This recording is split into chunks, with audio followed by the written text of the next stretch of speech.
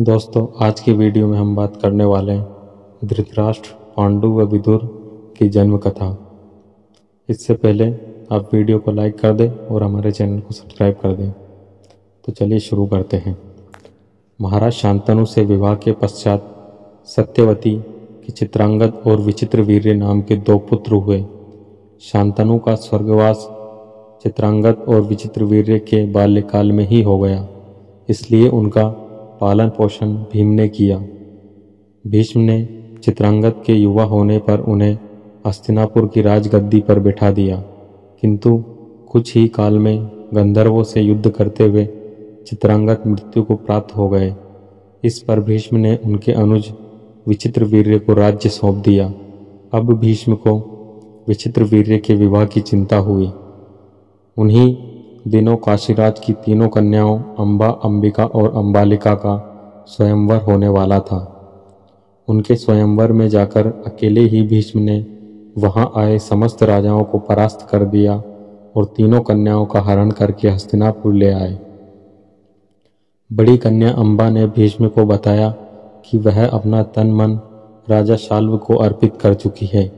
उसकी बात सुनकर भीष्म ने उसे राजा शाल्व के पास भेज दिया और अंबिका तथा अंबालिका का विवाह विचित्रवीर्य के साथ करवा दिया।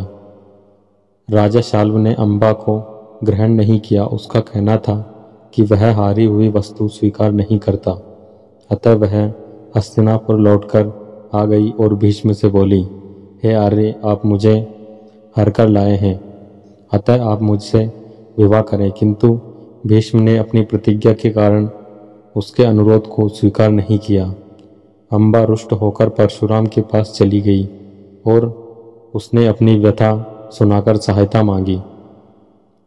महर्षि परशुराम ने अंबा से कहा, हे देवी, आप चिंता ना करें, मैं आपका विवाह भीष्म के साथ करवाऊंगा। परशुराम ने भीष्म को बुलवाया और भीष्म उनके पास नहीं गए। इस पर क्रोधित होकर परशुराम भीष्म के पास पहुंचे और दोनों वीरों में भयंकर युद्ध छिड़ गया। दोनों ही अभूतपूर्व योद्धा थे, इसलिए हार जीत का निर्णय नहीं हो सका। अंततः देवताओं ने हस्तक्षेप करके इस युद्ध को रुकवा दिया। अंबा निराश होकर वन में तपस्या करने चली गई। विवाह के बाद विचित्रवीर्य अपनी दोनों रानियों के साथ भोग विलास में रत हो गए, किंतु दोनों ही रानियों से उनकी कोई संतान नहीं हुई और वह क्षय रोग से पीड़ित होकर मृत्यु को प्राप्त हो गए। अब कुल नाश होने के भय से सत्यवती ने एक दिन भीष्म से कहा, पुत्र, इस वंश को नष्ट होने से बचाने के लिए मेरी आज्ञा है कि तुम इन दोनों रानियों से पुत्र उत्पन्न करो। माता की बात सुनकर भीष्म ने कहा, माता, मैं अपनी प्रतिज्ञा किसी भी स्थिति में भंग नहीं कर सकता। यह सुनकर माता सत्यवती को अत्यंत दुख हुआ। अचानक उन्हें महर्षि पराशर से उत्पन्न अपने पुत्र वेदव्यास का स्मरण हो गया। स्मरण करते ही वेदव्यास वहां उपस्थित हो गए। सत्यवती उन्हें देखकर बोली, हे पुत्र, तुम्हारे सभी भाई निसंतान ही स्वर्गवासी हो गए, अतः मेरे वंश को नाश होने से बचाने के लिए मैं तुम्हें आज्ञा देती हूँ कि तुम उनकी पत्नियों से संतान उत्पन्न करो। वेदव्यास उनकी आज्ञा मानकर बोले, माता, आप उन दोनों रानियों से कह दीजिए कि वे 1 वर्ष तक नियम व्रत का पालन करते रहें, तभी उनको गर्भ धारण होगा। 1 वर्ष बीत जाने पर वेदव्यास अपने सबसे पहले बड़ी रानी अंबिका के पास गए। अंबिका ने उनके तेज से डरकर अपने नेत्र बंद कर लिए। वेदव्यास लौटकर माता से बोले, माता, अंबिका का बड़ा तेजस्वी पुत्र होगा, किंतु नेत्र बंद करने के दोष से वह अंधा होगा।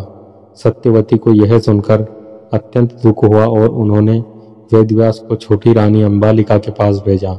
अंबालिका वेदव्यास को देखकर भय से पीली पड़ गई।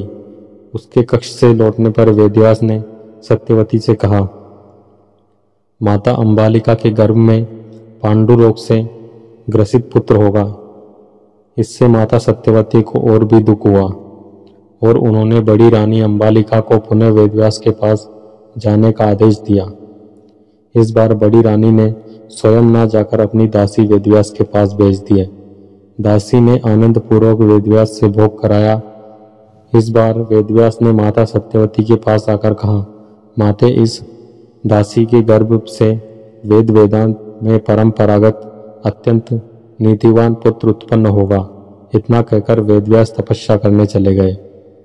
समय आने पर अंबिका के गर्भ से जन्मांध धृतराष्ट्र, अंबालिका के गर्भ से पांडु, रोग से ग्रसित पांडु तथा दासी के गर्भ से धर्मात्मा विदुर का जन्म हुआ। तो दोस्तों, ये थी धृतराष्ट्र, पांडु व विदुर की जन्म कथा।